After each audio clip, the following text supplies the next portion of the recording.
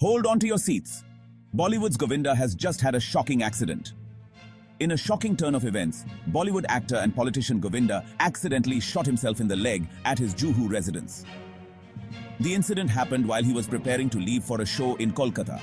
Govinda was immediately rushed to Criticare Hospital, where doctors successfully removed the bullet from his left leg. Thankfully, he is currently under observation and in stable condition. Reports indicate that the actor was handling his licensed revolver when it accidentally discharged.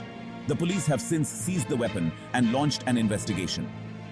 Maharashtra Chief Minister Eknath Shinde has expressed his concern and wished Govinda a speedy recovery. Stay tuned for more updates on this alarming incident.